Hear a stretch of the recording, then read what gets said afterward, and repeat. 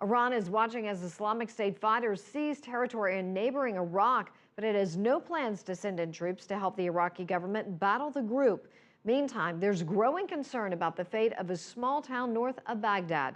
CCTV's Sean Calebs is live in Erbil. And Sean, what's happening in this town that's been surrounded by militants for weeks now? Well, Susan, you're exactly right. A tremendous amount of concern around the town of Amerli. It's about 160 or so kilometers to the northeast of Baghdad. We know that Islamic State militants have surrounded that town of about 18,000. And the people who live there are Turkmen Shia, a minority that the Islamic State considers apostates.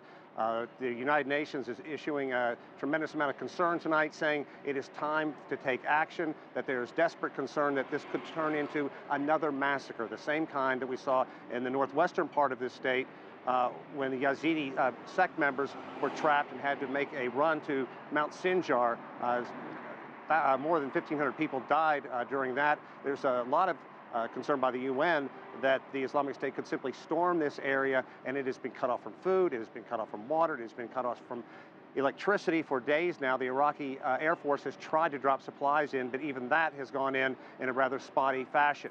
The United States has launched close to 100 airstrikes in Iraq, but none in that area. And at this hour, there's no reason to believe that there is any imminent plan to go in and try to aid those 18,000 people that are just trapped in horrible, horrible conditions. Susan?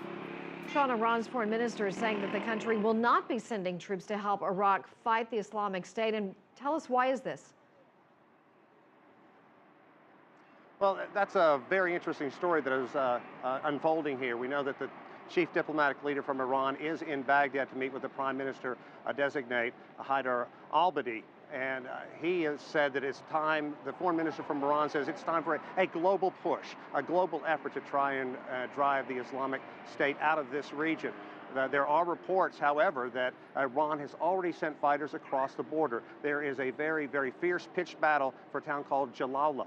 It is about 30 kilometers from the Iranian border. The reports indicate that Iranian fighters came across, participated in some of the fight, then went back across their border. Iran's foreign minister is denying that, but let's remember, Iran has sent military advisors here to train Shia militia, and that has caused a great deal of concern among the Sunni minority who feel they have been horribly victimized by the Shia-led government here in Iraq over the past several years. So they're very suspicious of what has been going on. And while all this is unfolding, Susan, we have to remember that Iraq is in the throes of trying to put together a new government, trying to keep this fractured nation together, trying to find some way to move forward and drive the Islamic State out of this region. Susan? Sean Calebs reporting live in Erbil.